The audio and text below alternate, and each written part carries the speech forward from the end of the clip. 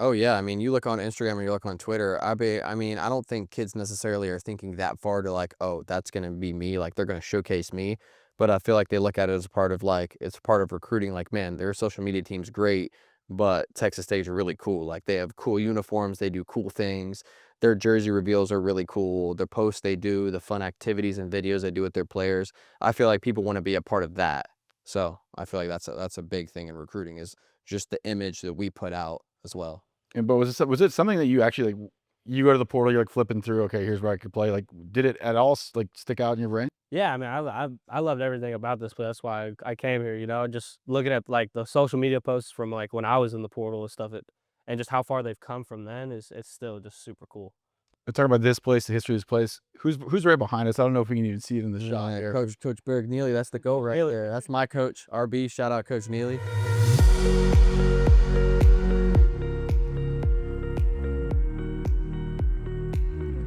You're watching the Zen Game Podcast. Thank you so much for watching. Make sure to click like and subscribe down below. It means a lot to us. It means a lot that you're watching this, so we're able to have great guests like the one that we're about to meet right now, Lincoln Pare. Thank you so much for being here. Yes, sir. Excited to talk to you. Right off the bat, worst mispronunciation of your last name. I'd probably say Pare. Pare. Yes. You're not French? It's Perry. A little A bit, little bit? but Pare is one that's pretty funny that people say. Okay. So I think you might have these numbers in your head. I don't know if you're that, but who am I talking about right now? 2,800 rushing yards, 3,303 all-purpose yards, 38 touchdowns in high school football in Tennessee. Who am I talking about? My senior year. Yep. Do you have those in there? Yes, sir. You do? So senior year, obviously you were not 6A player of the year, if I'm not mistaken. Yes, sir. Yeah, Mr. Football, sorry. So what was that senior year had to be pretty special.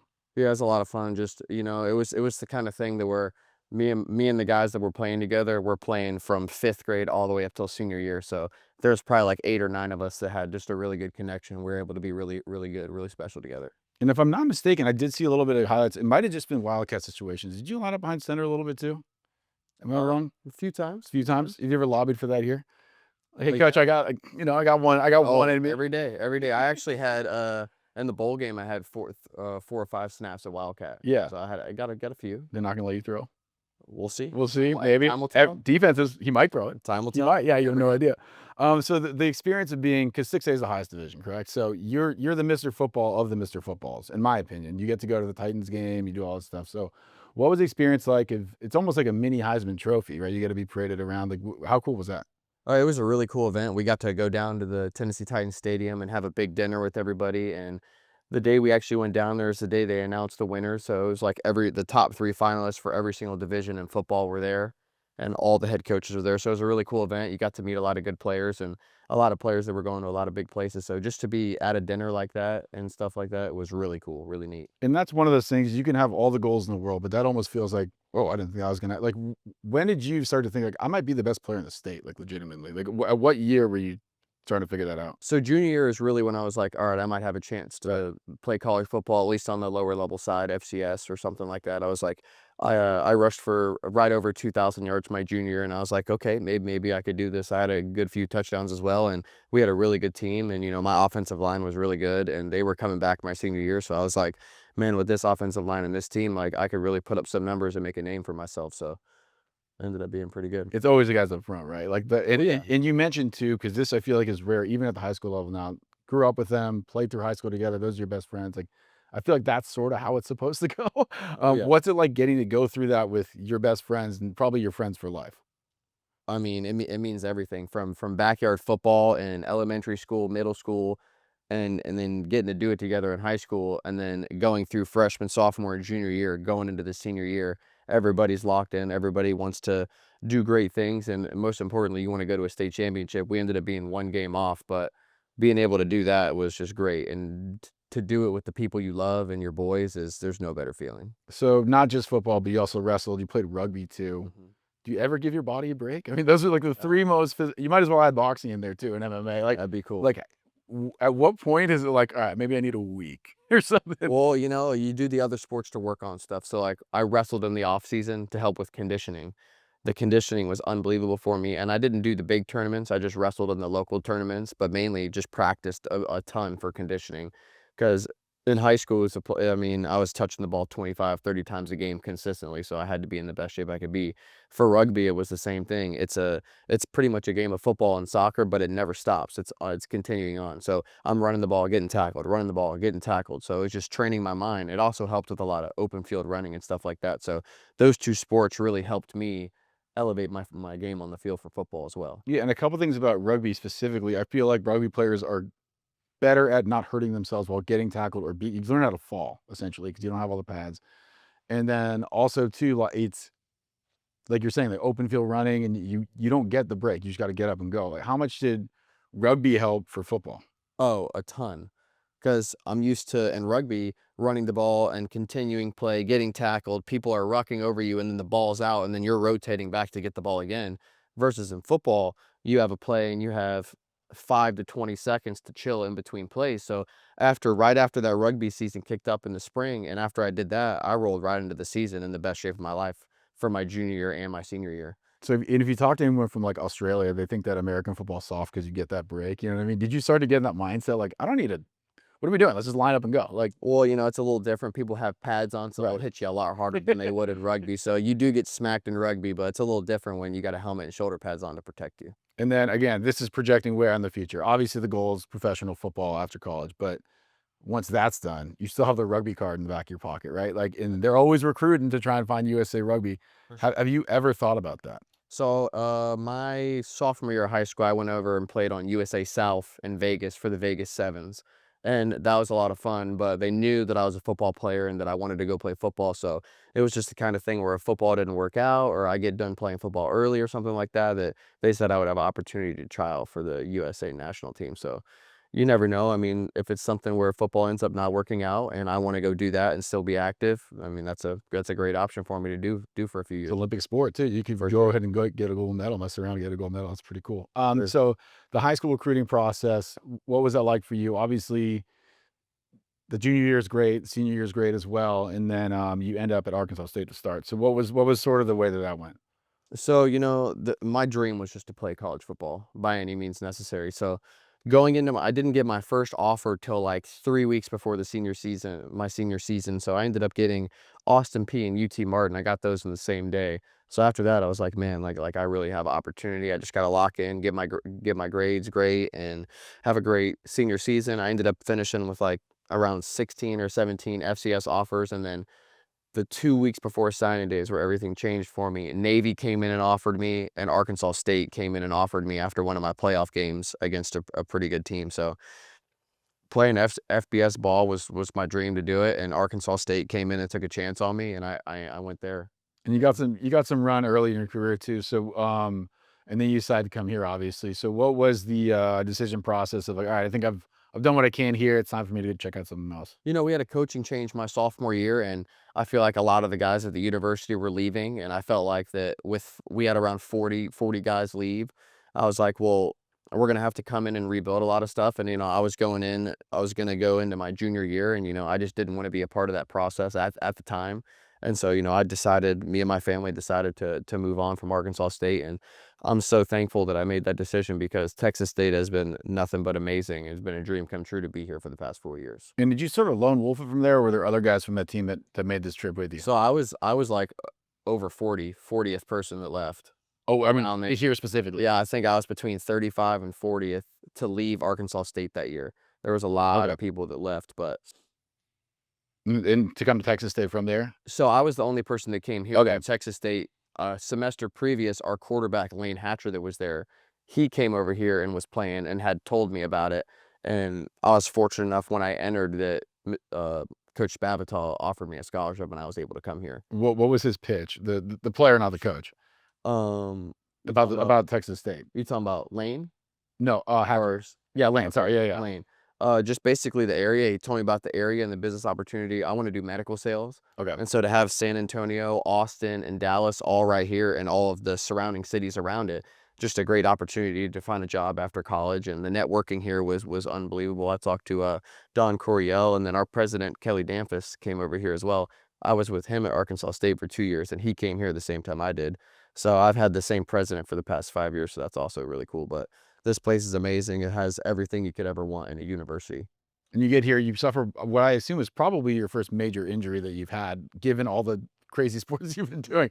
What was that like to have to kind of take a step back, rehab it, and then come back? You know, God has a different plan from everybody, and sometimes you just gotta trust in him and know that the plan's gonna be right, but, you know, I come off starting, I think, 7 or 8 games for the Bobcats in 2022, and you're like, "Man, like, this is my year, like, I'm ready to go," like, everything had went my way to go into 2023. Coach Kenny was coming in, we had a great staff, a great team, and unfortunately, that happened, and, you know, it was sad, and I had to do the rehab process, but, you know, God had a new plan for me. You know, I found a way to be very involved with the team still, and an older guy, being able to coach the younger guys, help them in a lot of different scenarios, and through that, it helped me a lot get through that year still being involved with the team. That was a big important thing for me, and, you know, after the year, we ended up having a great year, and I got back, and we looked great for 2024. And I hear this a lot too, like having a year that you're rehabbing stinks. Like there's no way around that. But you almost get to get outside of your body and view it from an outside perspective and be like, oh my gosh, when I come back, like I'm gonna do this, this, and that. I can't believe I didn't notice. Like, what was the thing for you that you, after taking a year off and having to watch and observe, like you're like, oh my, that when I come back, like this is for sure what I'm gonna change, what I need to do better, like that kind of stuff. You can just see, you know, I got to sit back and watch how Coach Kenny and the entire staff manages games, what they see, what they don't like, what they do like. It's just, you know, it's just pretty cool to sit back and, you know, see how everybody operates, see how they manage games, see how the EQ staff works, just all that. Just being able to see that I've never been able to see because I've always been playing or on the sideline in full pads, locked in doing this. But just being able to watch everything that's going on outside of the game is pretty cool. And then you do come back next year. You have a good season going into this. What will be this is your final year of eligibility, correct? Yes, sir. Um, Last year, first game, obviously a tough one, and I'm not trying to stereotype, but there is somebody that was on that Arizona State team that I'm sure you hear it all the time. I'm assuming For you sure. remind me of. Yep. So, what about Cam Scatabo? Do do you see in yourself? Is it an unfair comparison? Is it not really your style, or do you think that's kind of dead on? I mean, I think it's a fair comparison. You know, we both say that we're an every down back and we can do it all, but I think the way he runs is a little bit different than the way I run. I feel like he runs very aggressive and he's gonna run through you every single time. I feel like my game's a little bit more open where I can run through you and I can make you miss.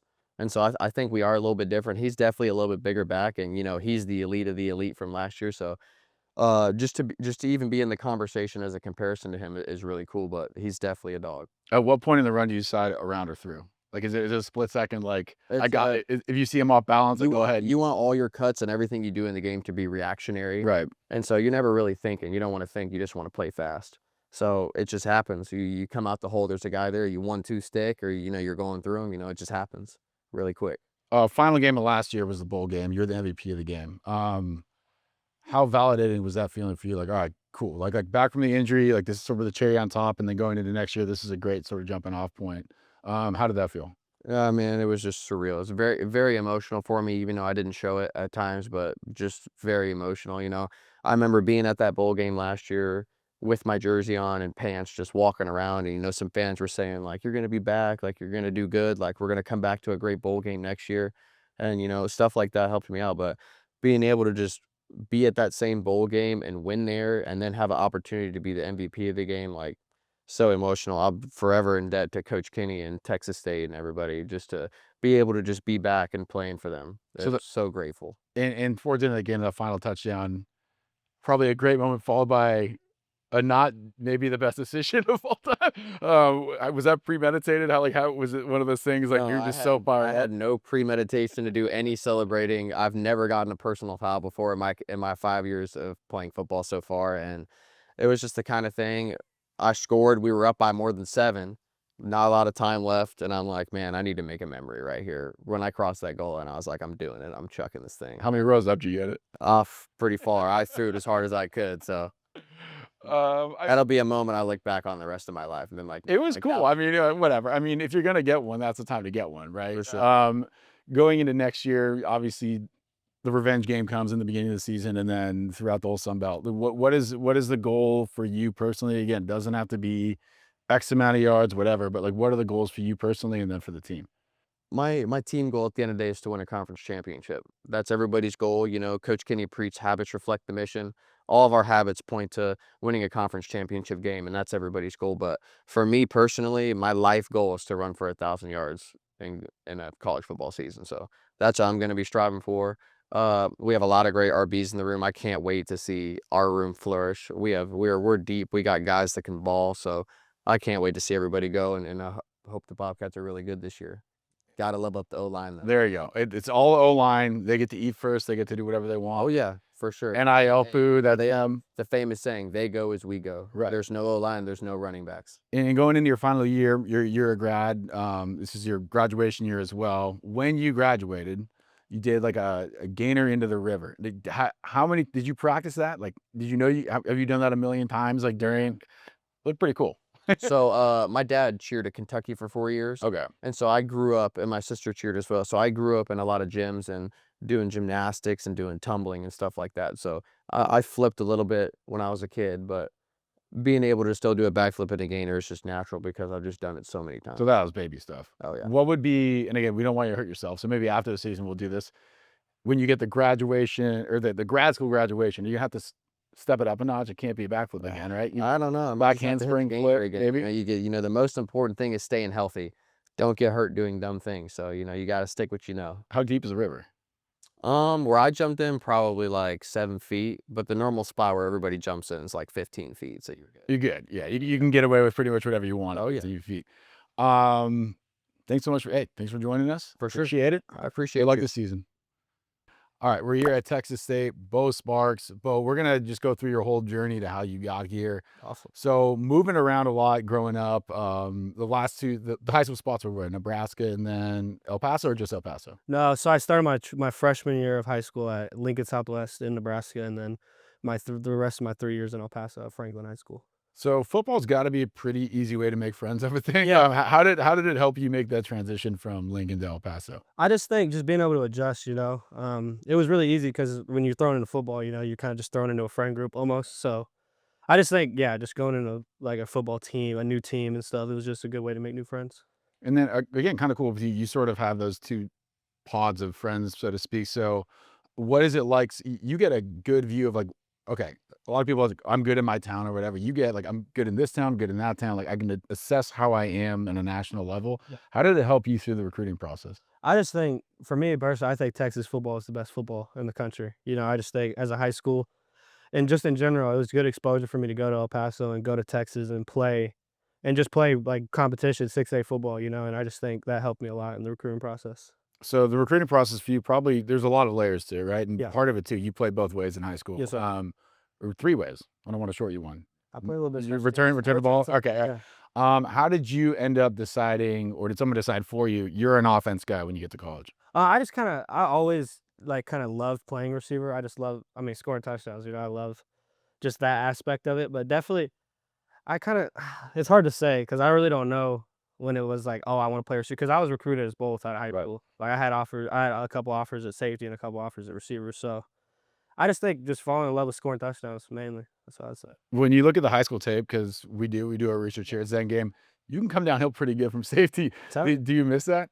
I do. Sometimes, when you're out there, I definitely miss going and hit people. But I'm kind of, you see some of the running backs like Lincoln and stuff nowadays, just like No, thank you. no, thank you. Yeah, You can still get the hits in on blocks though. yeah, absolutely. Yeah. How do you think the physicality of defense has helped your blocking? I think it's really big. On defense, you're always hitting people, a lot of contact. So I just think being able to use your hips and your hands really well is important in blocking. So I think it's helped me a lot.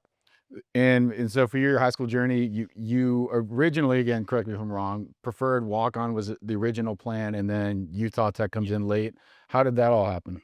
I just think Utah Tech at first, really like just going there, meeting with the coaches there and stuff. It was really good. I felt like I fit well. Like my talent and my ability to play fast and stuff like that really like fit in with their offense. So that was kind of just the idea behind that.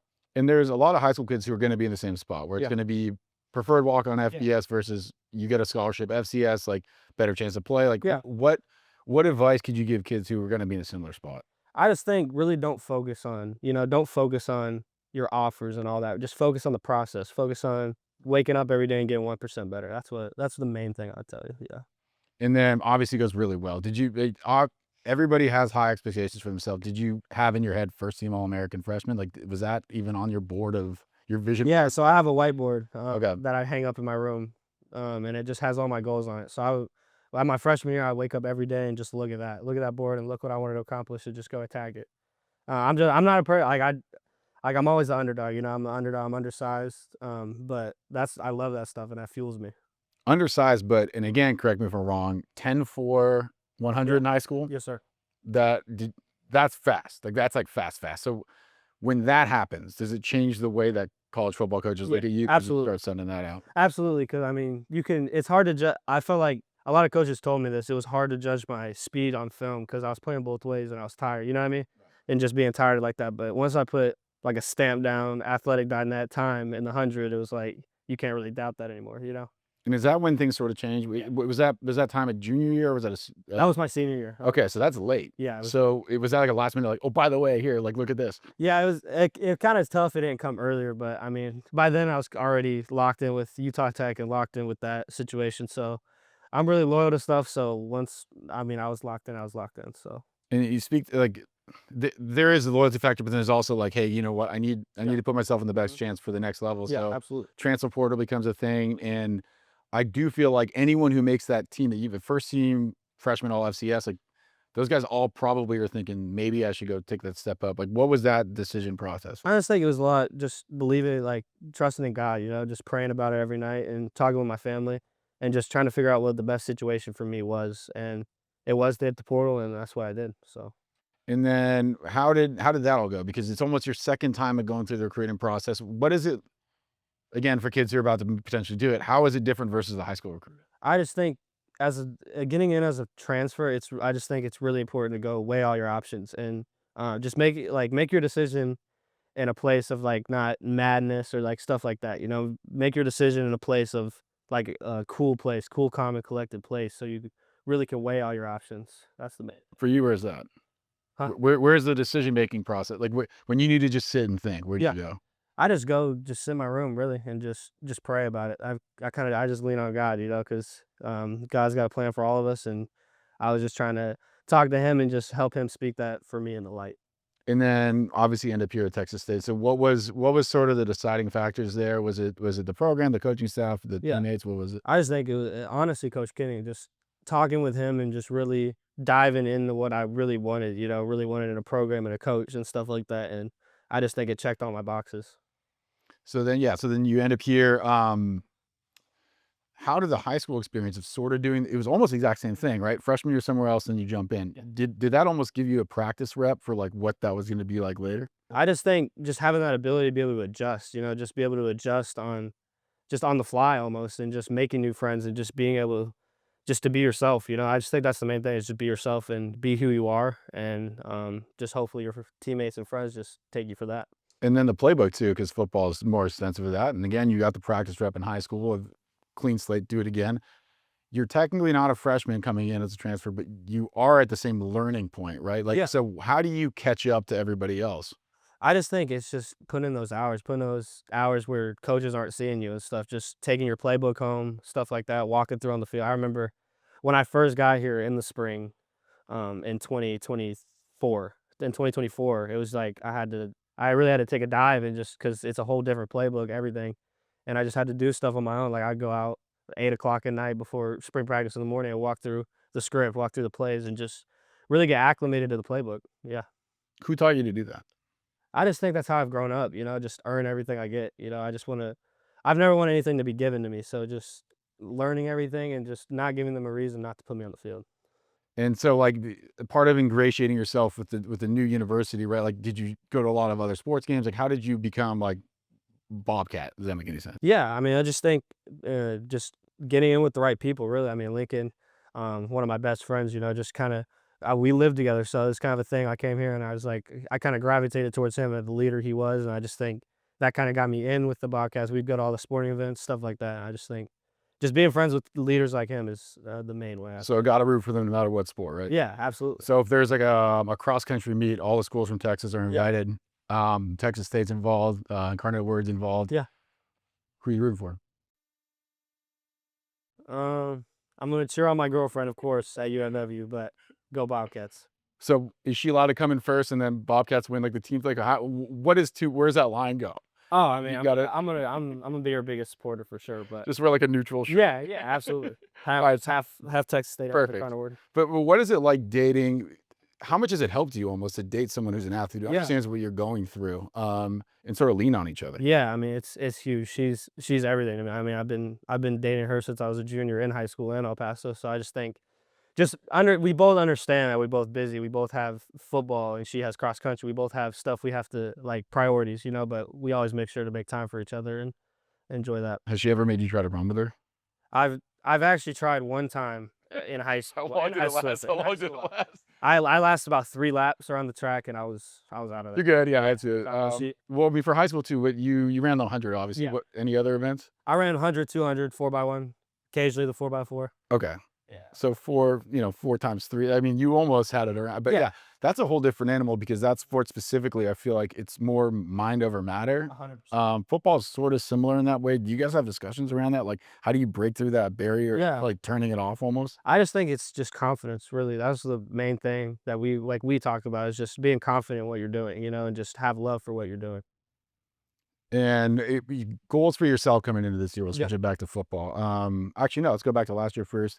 First touchdown, what'd that feel like? It had to be like kind of like a Yeah. solidifying moment, like, okay, this is the right decision. I can play here. Like, this is what I want. No, 100%. I mean, it was a huge moment. It's one I'll never forget, especially here, you know, in a big time game. I mean, it's hard to beat something like that. Was there any of that? And again, you talk about the confidence, like every step of the way, the last couple of years, you've gone one step up and then once high school to FCS to FBS. Like, how long does it take you to feel settled in and then B, like, okay, yeah, I'm good. Like, this is fine. I belong here. I like to go by, I'm never comfortable, you know. I like to just live and practice like there's no tomorrow, you know, because you never know when that last snap's gonna be. But definitely go back to your point, like scoring a touchdown definitely like gives you that confidence. It gives you that almost like, what's the word? Like Solidifies it. solidifies it. It just gives you that like, oh, like I could do this, you know what I mean? Yeah, and then you could, again, like, you got to go from being the new guy, now you're an upperclassman. Mhm. Even though, again, you've only been here for a year, people are looking to you to be a leader. Yeah. So when did that sort of transition take place? Was I just think right after the season, just getting the work in the weight room and stuff, and just kind of taking the new freshmen that I was there 2 years ago, you know, just taking them under my wing and kind of showing them the ropes and how to attack every day. What's the dumb freshman mistake everybody makes? You might have made it. Like, now you're watching it and you probably laughed at yourself when you see it. Definitely like going to football and then realizing you got a class probably like 30 minutes after the lesson and just like completely forgetting about it. I've done that before for sure. Just show up a little bit Yeah, late. no, yeah, you kind of just walk in the back. There's no seats. What's the trick to not smelling bad after a workout and then going to class? Or is there no trick? You just got to suck it up. Gotta hit a shower, quick shower. But you can't go through everything. You can't go through the shampoo, the conditioner. You just got to body wash. Body wash, quick body. Get out of there. Wash the face and then get out. Good. Wait. It makes you bring extra clothes. Yeah, oh, 100%. Like a NASCAR pit stop. Yeah, Yeah. exactly. And so going into this season, obviously now you've been here for a year, you understand the offense better. What are your goals? Again, doesn't have to be specific numbers, right? What are your goals for yourself going into this season? I just think, just personally, like I'm not a big like eye guy, you know. Right. And I want to win games. Like that's what I came here to do. And we came up short a little bit of the last couple of seasons, like not to our standard and what we put in. I feel like so. I just think like personal goals come with like success with the team. You know what I mean? So I just think focusing on helping the team win and just going 1-0 every week. Awesome. Thank you so much. I appreciate it. Thank you for watching Zen Game Podcast. Like and subscribe so we can make more of this content. We really appreciate it. I'm here with the dynamic duo, the 7-Eleven brothers. Have you guys dubbed that yet? Have you figured that out yet? It's stamped. Yeah, It's stamped. So the video that I've seen on social media, whose idea was that? Where did that come about? And how long did it take you to film? So it's funny, me and him had been saying like the whole year, we were like, man, like an NIL deal with 7-Eleven like would be sick because like we're 7-Eleven. So, you know, we were going through the season, like a lot of our friends and stuff had been talking about it. And we get to the last game for South Al, and our social media crew was like, hey, like we want to do you guys for the jersey reveal and do 7-Eleven. We were like, in time and place, we're in, let's go do it. And, you know, it ended up being really cool. I know it was at night. Was it at like at 3 a.m? Because you had to have probably like a not busy time of 7-Eleven. Like, when did you guys film that? And I mean, I think it was around like 7 o'clock, something like that. we honestly got super lucky. So that 7-Eleven is by our house, so it was like a quick drive for us. So I think we just had super Show lucky. up like, hey, by the way, Yeah, I like mean, we're doing this. yeah, with pads, like helmet, everything. We Like, asked I probably before thought he we was getting robbed or something. yeah. We asked before we could do it, and they were like, "Yeah, do whatever you want." You know, a funny story for you. Our special teams coordinator at the time, Coach Daniel DePrada, he walked into the gas station while we were filming, and he was like, "Oh," so it's pretty funny. We're like, "Oh, you're not supposed to see this." Dark visor. Yeah. You don't get any shine though if you're wearing the dark visor in the video. Did they make you do that? Was it your choice? They put them on the helmet Okay. for us when we did it. It kind of just adds to the video, some swag. So I think that like if you both have it on, it looks good. So I thought it came out well. End of the video was the Slurpee spike, right? Mhm. Or was that the soda, whatever it is? Yeah. Were you nervous about getting the uniforms dirty? Because that's probably the one you're actually gonna wear, Talked right? about it right before. We were like, "Man, like we can't. I mean, we got to wear these in a couple of days. Like we just don't get it on. Just Show up throw it or green all no, over you. like throw it away." So Actually, now I think of the spike was sort of forward. mhm. Was that one take? Yeah, It was. because we didn't want to go back in and keep filling it up and buying more. So we were like, "Let's make this one drive." That is big of you guys to actually purchase it too, or not just going in there and taking the guy's stuff and then leaving. Oh yeah, yeah. nah, we wouldn't do that. I'm trying to think the scenes back. Well, did you guys have a plan out before? You just like randomly like, I'm just gonna we'll just throw the items around, like the punt return catch with the chips or whatever it was. I think a little bit of it was planned. You know, we like our film crew does a really good job of just like coming up with ideas and creating like different things. So I just think, yeah, I mean, just them being creative and stuff just kind of helped the whole shoot. No, They- oh, sorry, go for No, it. you're good. They kind of have their plan on how they want to do everything. They're elite. Like they have some great ideas, and then they kind of add a mix of like, oh, what would you like? What would you want to do? What kind of dance would you want to do? So like that's cool. So it's a little personalized, but it's also their plan as well. So just being able to work with them, they do a phenomenal job. Was there anything that made you do? You're like, I don't know where they're going with this, and you saw it afterwards, like, oh, I see. There was one where I had like a bunch of chips, and like I was walking away from the camera, throwing chips at the camera. I'm like, I'm gonna be interested to see how they use that, but it was pretty cool. They put a clip in there, like me throwing the red chip bag for 7-Eleven in there, so it's pretty cool. Similar thing, or Yeah, I mean, just again, just they're so creative with everything. It just one thing that I did was I was like that's probably Lincoln was shooting like chips into the basket, and Kurt like our film guy was like behind me. It was a cool shoot. It just like at first from the outside it doesn't look like it's gonna be a cool clip, and then it ends up being a really cool clip. and all of this is new in sort of the NIL era, like social media era, having to have like a good media department. Like, how much do you think that factors in? Not necessarily for you guys, you're already here, right? But for the kids who are in high school trying to decide between school X, Y, and Z, is that something they actually look at? Like, oh, they can showcase me in this way? Oh yeah, I mean, you look on Instagram or you look on Twitter. I mean, I don't think kids necessarily are thinking that far to like, oh, that's gonna be me. Like they're gonna showcase me. But I feel like they look at it as a part of like it's part of recruiting. Like, man, their social media team's great, but Texas State's are really cool. Like they have cool uniforms, they do cool things. Their jersey reveals are really cool. The posts they do, the fun activities and videos they do with their players. I feel like people want to be a part of that. So I feel like that's a big thing in recruiting is just the image that we put out as well. And but was it something that you actually like? You go to the portal, you're like flipping through. Okay, here's where I could play. Like, did it at all like stick out in your brain? Yeah, I mean, I loved everything about this place. That's why I came here. You know, just looking at like the social media posts from like when I was in the portal and stuff, and just how far they've come from then is it's still just super cool. We're talking about this place, the history of this place. Who's right behind us? I don't know if we can even see it in the shot Yeah, here. Coach Berg Neely, that's the goal right there. That's my coach, RB. Shout out Coach Neely. Has he ever? Did he bring it up? Like, maybe not this game specifically, but the old playing days. Oh yeah, especially if we get in some on-field scenarios where we're running and we make a mistake, he's gonna be like, "Oh, I'm gonna show you. I did this right here." That's just awesome to see clips of him and talking with him about his playing days and how great he was. Is there part of him during practice like can't hold back? He's like, get out of the way. Let me actually just do it. You know what I mean? Like he jumps in there. He never does that, but he definitely shows us clips where he did do that. So that's a cool aspect. And what's it like? Because a lot of schools with the way that things go, right? Everyone's jumping around place to place. Having someone who's actually from here, played here, has an appreciation for the history. How much has it helped you guys sort of have the same thing? Oh, I mean, for me, it's been really special just to have a position coach who was great here and did everything here. One thing that he does with us is, he tells us all the spots they used to hang out and all the spots they used to eat. Like one spot that I like to go eat at is Alvin Ord's, the sandwich shop. And he's like, man, you don't know nothing about Alvin Ord's. But, doing stuff like that. Another place we ate at's Tap Room. He said Tap Room was really big when he went to school here. The food was great when he took us. So, just being able to see his outlook and what they did here versus what we do now is just super cool. And there's got to be some pride for him because the picture behind us, right? That was FCS era, right? And now making that jump and now getting ready to make potentially another jump into the hierarchy of FBS. If you guys have a good season this year, like how proud is he of like the ascension of the school? Yeah, I mean, you could definitely see it. Just the way he coaches, the way he like attacks every day. You know, you could tell he loves this place and he really wants it to he just keeps wanting to see it grow. You know what I mean? So I just think, yeah, just the way he attacks every day is And have you guys noticed that too when the alumni talk to you guys like, man, this is cool. Like we're playing, Power 5 schools and we're going to bowl games, like all that kind of stuff. Like it's all somewhat new for this university. Like, have you felt that excitement from everybody else? Oh yeah, definitely. You definitely feel the excitement from the fans, the students, and the coaches and everybody's families. I say it's a big thing, but going back on Coach Neely, it's all about leaving a legacy. And what he did here and what he left here is a great example to us of some stuff that we want to do. And we want to win a conference championship. We want to have up there that says conference champions in 2025. So when we come back, we can be like him and point up there and be like, I helped that happen.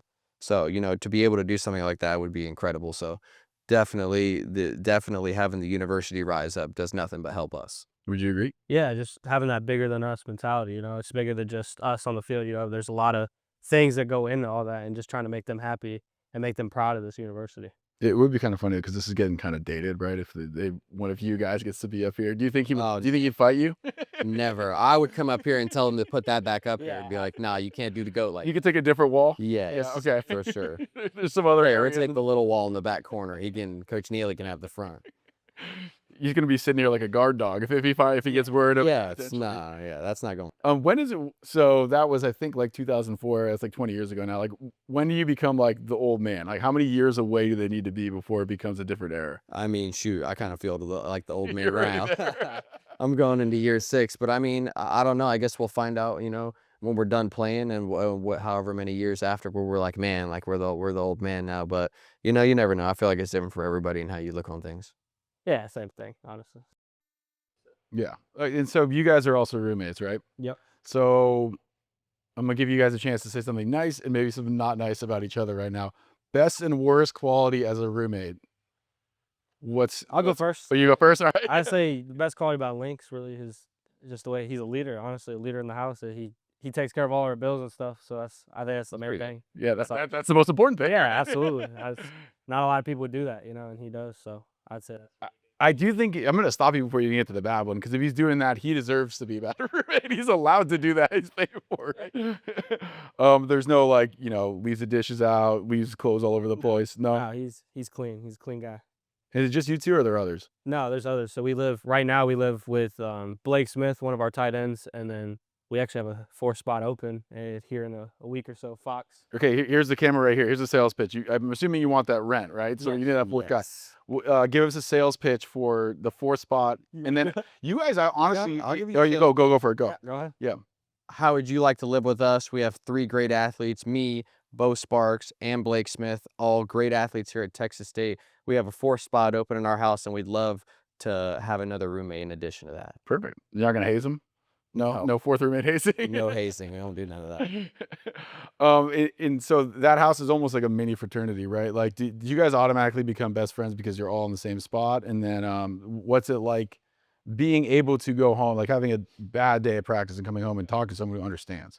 Yeah, it's good to just be with your boys. We talk about practice and games every day. Even after games, we're all eating our after game meal in the kitchen, like all talking about the game and plays like that. But, it's just really cool. We have a little backyard. We do little walkthroughs together. We're always throwing the football, but just to be in an environment like that and be blessed to be on a house together is just great. Yeah, I mean, absolutely. Just like he said, we talk about everything together. And we just build that chemistry, like when I look out there, I see Lincoln out there, Blake out there, it's like, those are my boys. Like, I'm going to do anything for them, So I just think having that camaraderie and stuff is really important. Also kind of weird, all different positions, right? Like Yeah. so that's pretty cool too, because you get to separate, be with your position group, then come together at the end of what is the most, because it's college, right? What's the most competitive thing that happens in that house to where it's almost like you got to be separated? Like Video games. Which game though?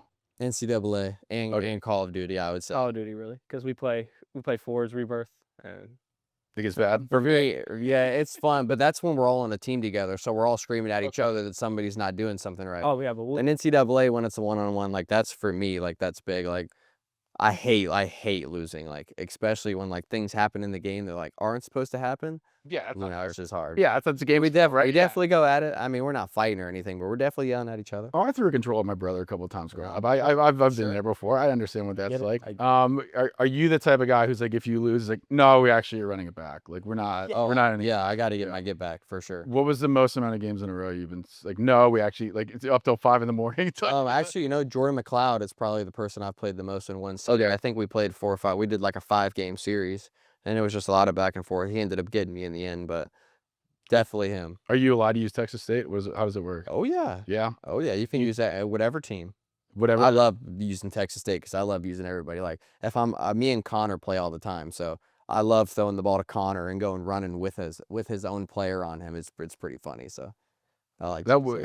have either of you guys gotten scored on by yourselves essentially? Oh, I mean, you like it's one of those like you're mad at the time, but you're like, oh, it's me. So That's it's pretty sweet. Yeah. he's gonna be a little humble about this, but his player in the game is elite. Like his player has 95 speed, 95 acceleration, and he blows past defenders. And so you do a lot of deep shots with him. So a lot of fun using him in the You game. might want to check the mods on that. Maybe Yeah, you've gone in and yeah. modified it and Mhm. juiced the stat. Like, who's got the like the a good player who got totally screwed over by the ratings? Like it's like you should I be got one for this. who? So we got this kid, right? Drew Donnelly. He currently has like the school record here in the 100, right? He was on our team last year as a receiver, and he has like 88 speed. So you're about to I mean, in the game, with 95 speed. We're talking about a 10 to 100 meter guy, and the first 2 weeks of the track season, he was the Yeah. fastest guy in the country, and he's over here with 88 speed on the game, and he We have a was our tight end. fastest player Yeah, on we have the a team. tight end that's faster than him on the game. Is that fun? You got to remind him of that all. Yeah, all the right? time. Oh, Yeah. we were all tweeted at NCAA like, "What are you doing? Like, this is one of the fastest guys in the country, and you don't even have him." I was faster than him, and Drew Donnelly would blow right by me. No responses. No responses. It's kind of weird, It's So, those things. they have announced they're going to do another one, right? So, predictions, self-predict or predict of each other. Actually, we'll do it that way. Overall ranking. Where do you think? Where do you think you're going to stack up? I know this is like fighting words here, but I think Beau will be right in that 85 overall range, and he's going to be super fast. keep the 95. You think? No, I think he might go up to 97 speed. You They look back rewatched- at the tape last year, and you see his punt return where he ran from 10 people, 11 people. Like, I would say 97 speed, 85, 86 overall. For a G5 team, that's an elite rating. Anything over 90 is like insane. So I think Lake really should be in the 88, 87 club, really, and just all around stats. He's give him 90, 92 speed, 93 that's speed. respect. But That's big. give his truck and his awareness, get that up there. You know what I mean? Is that so? I'm assuming speed will be his fastest or his Yeah. highest. What do you awareness the highest? Awareness, really. I'd say that about him, really. His truck, probably. I'd say awareness, though, mainly. You got to say, oh no, my pass blocking is going to be the highest, right? Oh, yeah, let's say The Excel. they excel over the awareness. Yeah, that was No, nice. awareness is good though. That's a good one out, especially sure. as an older guy. You want to have that. The thing that's funny in the game is like you go and look at everybody's strength because like we know everybody lifts in the weight room, and so you see some people's strength. Like my strength was like 44, and I'm like, oh, come on, I'm lifting all this weight. Oh, I'll ask you then too, because your squad max right now is sitting at 545, right? That's pretty sweet. You did tell me that there was some fallout afterwards. For sure. Were you there for this, the max day? Yeah, I was live in the flesh. How was there a lot of energy in the room? Yeah, so everyone was all around him, just yelling at him, get it up and stuff, slapping him on the back. He's taking smelling salts, just so tilted him. Lots of energy. We love going in there and going to war for Coach Youth, Coach Clark, and Coach Drake. Those are our guys. What was a crash afterwards like that? After that, Well, you just kind of, you're walking around, you're a little lightheaded, and you're just kind of like, man, like I really just did that. And then you get a little lightheaded, like I said, got to get your Powerade in, got to get your water back in, so you start feeling normal again. Didn't you pop a little blood vessel in your eye? Maybe did that. hey, that's what maxing is. Just a Little exertion. squad max there. Stuff happens. Yes. Might have to wait a couple of years before we try that again, or Yeah. You never know. Maybe some. how often is the max day?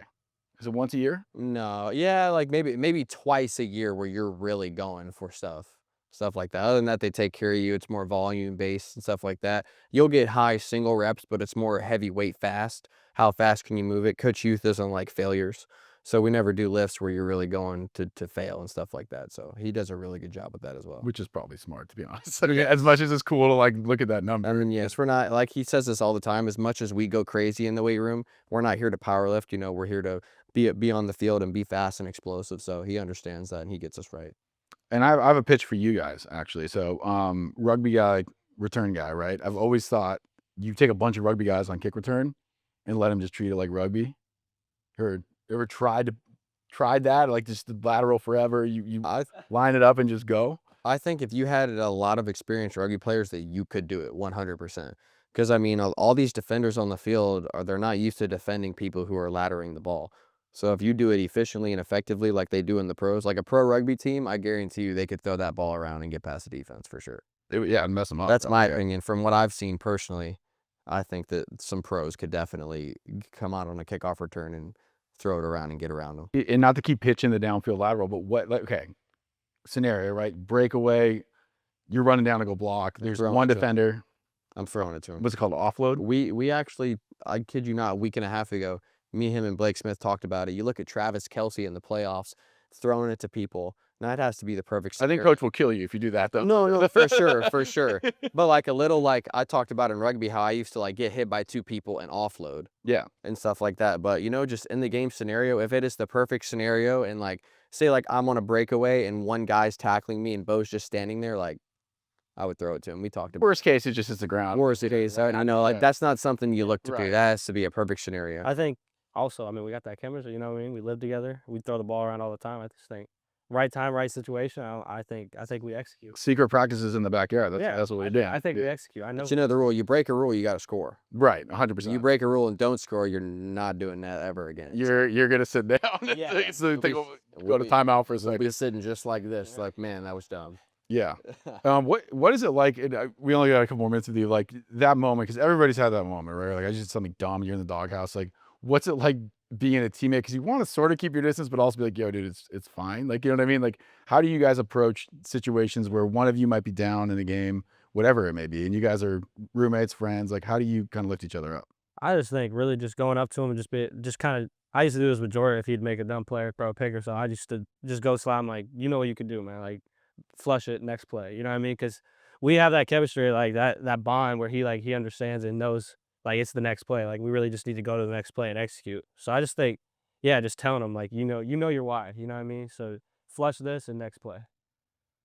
Same for you. And then also, even that year where you were out, right? Like that was probably the majority of your job was like making sure dudes were good, right? Oh Like, yeah. So have you gotten pretty good at that? Yeah, it's, you know, it's all about the relationship you have with everybody. Like guys like Beau and you guys you live with, you know, I feel like you can talk to them in any scenario. Like if something happens, like let's say worst case scenario, I don't even want to put this out there, but say like I fumble, like I'm okay with Beau and Blake and guys like Brad coming up to me and talking to me because like those are my boys. Like they can say whatever they want to me. They know I'm locked in, but it's all about your composure and how you take it. You know, everybody's different, but for me personally, if something happens, I know that I can talk to any of them, and I know vice versa. If something happens to him, I can go up to him right now and talk to him. Well, and then the weird thing too with football, right? Like it's one of the only sports where there's that clear divide. I guess baseball sort of pitchers and position players. Like there's offense and defense. Like, is it overstepping if you go talk to a defense guy who might be in a rut, or like you let them deal with it? Like how it's all one team, right? But like, what's the protocol there? So, you know, you have leaders on offense and they deal with things there, and you have leaders on defense as well that deal with things there. But it's all about the relationships you have. Like I have a very good relationship with a lot of guys on the defense, so I feel like I could definitely go over and talk to them about certain things and stuff like that. But it's all about your relationships and how well you know your teammates, and the better you know your teammates on and off of the field is better those scenarios are going to be when it comes down to things like that. Yeah, I just think we like as a team, honestly, like all of us, like we kind of just have a bond. You know what I mean? Like we could tell each other anything because we trust each other and we know it's like it's not coming from like ill will or like a bad place. You know, so I just think yeah, having that trust and having that bond with your teammates, just you guys can check each other and like make sure that they're doing the right thing and it's not a problem. And then kind of to cap it all off, I feel like you guys here, now that I've talked to a few of you here, talked to some coaches, like it really does feel like more of like a tight knit community than some other places. Like, what do you credit that to? Like, why is it so much more of a family here than other schools? I feel like it just, you know, it starts with our head coach, Coach Kenny. It's a family here, and you know, guys are bought into his program. Like Texas State has Kenny's name on it. So everything that bad happens is going to go through him, and everything good happens is going to go through him. But I feel like a lot of people here right now, at least the guys that have been here, we're all bought into what he wants to do. Like when he preaches habits reflect the mission, like we wear that on our chest. Like we want to win a conference championship just as bad as he does. And the thing that they preach and is they lay out the format for everything, but we got to do it, and we have to be a player-led team. So that's the most important thing, in my opinion, is being a player-led team. So I view myself as a leader, and Beau as well. And it's all about bringing all the leaders together and being one big team that everybody knows what we have to do. So. And Beau, what's been your experience with it?